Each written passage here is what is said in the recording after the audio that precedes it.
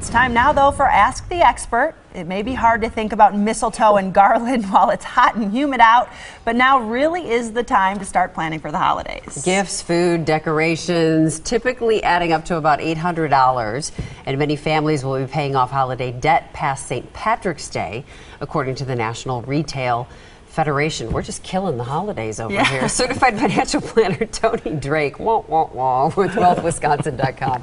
All right, why do we need to start planning for Christmas in July? You're kind of like busting my summer bubble. And I am such a procrastinator. Right, it's hard to think about it, isn't it? Well, maybe after those cold couple days, it's not as hard. But, you know, if you can think ahead of time, it's really about not putting on the credit cards. If you can start to put money aside ahead of time, you don't end up running up on the credit cards and spending money you can't afford. So just about being organized and putting money aside before the day And you're not even just talking about buying the gifts in advance. You're not doing it all in that last week. You're talking about actually setting money aside for all the other stuff. Yeah, you know, a lot of people just think about the gifts, but it's the decorations, the postage, the cards, the extra parties, the going out. You know, all that stuff really adds up. So it really comes down to having an accurate budget. You can look at last year's receipts. If you don't know where to start, we have a great holiday budget on the website, wealthwisconsin.com, to gives you a great starting point. Yeah, any tips on how to just make that budget?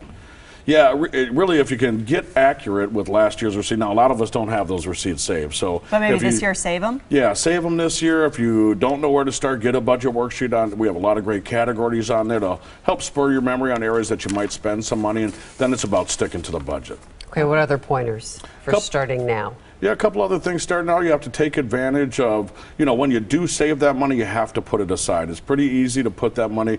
Simple rule, once you have that budget number, divide it by 5. It's how many months left until the holidays. And simple to put that into our current accounts, but a lot better if you put it somewhere else. It's going to be harder to spend it if you stick it into a separate bank account. That'll make it much easier to make sure it's there. That would be saving smartly. Yeah, you got to save smartly. Yeah.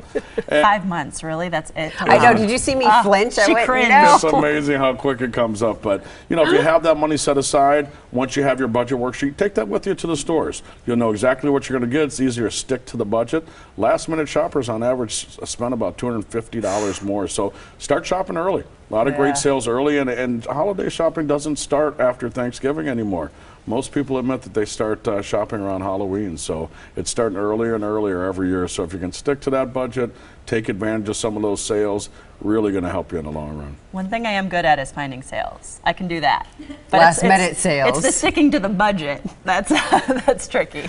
Every time I go shopping in the stores for the holidays, I'm like, oh, one for them, one for me. Exactly. Yeah, exactly. Statistics show people spend about $130 on themselves when shopping for other people. So again, stick Treat yourself. Treat yourself. Yeah. Tony, thanks. Do you have a question for our experts?